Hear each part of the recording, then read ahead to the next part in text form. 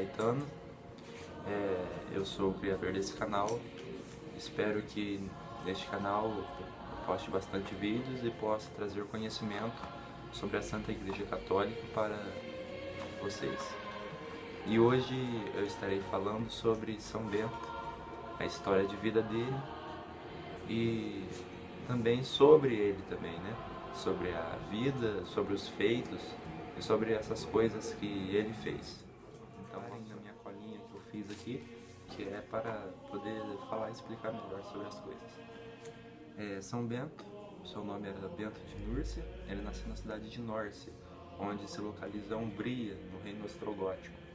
Ele nasceu no dia 24 de março de 480, né? E morreu no dia 21 de março de 547, ou seja, morreu com 66 anos, e antes de completar os seus 67, ele morreu 3 dias antes. Ele foi o criador da USB, a Ordem de São Bento, né? Onde ficam os monges beneditinos, que é uma das maiores e amplas ordens da religião católica do mundo. Ele criou a regra de São Bento também. Ele foi canonizado em 1220 pelo Papa Honório, quase 1100, quase 600 e 700 anos depois. Ele era irmão gêmeo de Santa Escolástica, né? Que isso aí a gente pode retratar sobre ele em outro vídeo. E Bento de Núrcia, São Bento, é venerado pelos católicos, pelos ortodoxos, pelos anglicanos e pelos luteranos, né?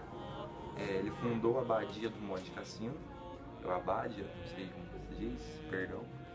Ele foi santificado por ter vencido 2 ciladas do maligno. Segundo São Gregório I, São Bento foi filho de um nobre romano, uma pessoa bem, assim, que era romano. Mais tarde ele foi enviado a Roma para ele poder estudar filosofia e retórica. Retórica é como se fosse uma chave para filosofia. É como se as duas tivessem uma conexão, podia se interligar uma com a outra. Só que mais tarde São Bento se decepcionou com a decadência moral da cidade. Ele resolveu abandonar os estudos e resolveu viver como eremita. E nesse período que ele foi viver como um eremita, ele teve uma ajuda de um abade chamado Romano, que ajudou ele a viver como um eremita, ou seja, ele foi viver isolado em um lugar bem longe, e ele se instalou em uma gruta de difícil acesso. Só que depois de 3 anos que as pessoas foram descobrir, aí quando ele descobriu, ele ganhou a fama de santidade, e as pessoas iam procurar direção espiritual e conselhos com ele nessa gruta. Portanto, aí ele foi eleito abade de um mosteiro. Foi o criador da medalha das 2 cruzes, criador entre aspas, né? Foi achada as primeiras marcas em paredes com a oração, e na medalha de São Bento dele não estava escrita a palavra Pax em cima. Do lado, igual tem o Vade Retro Satana, do lado na curva da medalha de São Bento, Pax não estava escrito. Então, portanto, foi acrescentado em 1800 e pouco pelo Papa, que ele permitiu o uso da medalha. E também foi o criador da medalha das 2 cruzes também. E também, igual eu falei da medalha de São Bento, era colocada nas paredes antigamente para impedir a entrada do mal. E isso aí, a oração dele foi encontrada em paredes e que era contra as bruxas e feitiçarias. Por isso o Papa, em 1800, ele consagrou assim a medalha e disponibilizou o uso dela para qualquer pessoa leiga ou católica. Quando São Bento foi eleito abade de um mosteiro, os monges tentaram envenená-lo, porque ele levava uma vida muito exigente. Porém, no momento que ele dava a bênção sobre o alimento, ele benzeu o alimento e saiu uma serpente do cálice, e o cálice se fez em pedaços.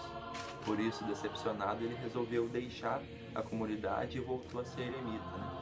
Porque ele, quando ele foi descoberto pela santidade dele, na gruta de difícil acesso, ele resolveu ir no mosteiro, porque ele virou abade, como se fosse um reitor, assim, entende? E em 503, no ano de 503, São Bento fundou 12 pequenos mosteiros. Nesse capítulo vamos falar como São Bento fundou a Ordem Beneditina, né? Foi em 529, quando um sacerdote chamado Florencio, ele teve inveja de São Bento e por isso ele ordenou que Bento de Núrcia se mudasse. Então por isso ele foi para o Monte Cassino, onde ele onde ele fundou a ordem beneditina e foi o principal ponto fundamental para poder a expansão da ordem beneditina no mundo. E nesse episódio, Florencio lhe enviou um pão envenenado, onde se pode colocar o episódio do segundo envenenamento de São Bento, né, que levou ele à santificação.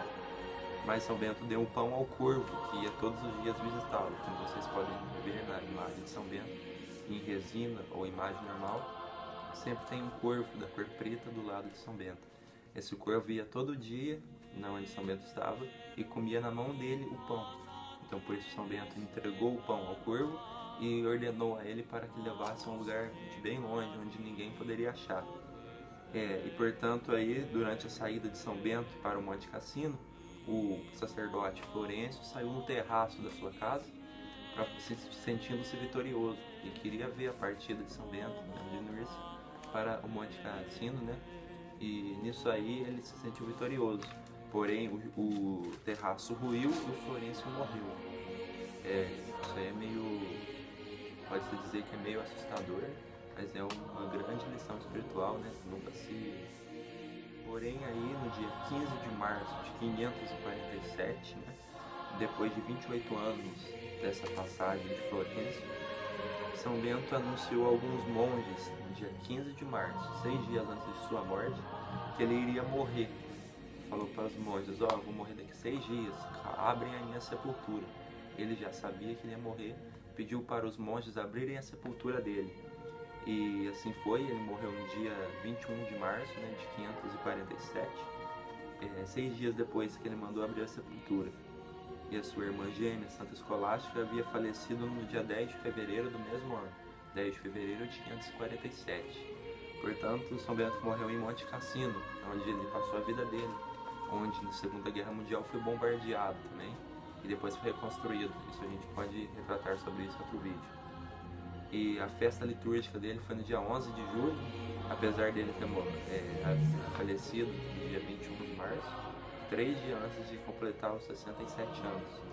A canonização, como eu falei no início do vídeo, foi em 1220 pelo Papa Honório III. E esse foi o vídeo, espero que tenham gostado. Qualquer erro me perdoe. Salve Maria Imaculada, Sagrado Coração de Jesus, Maria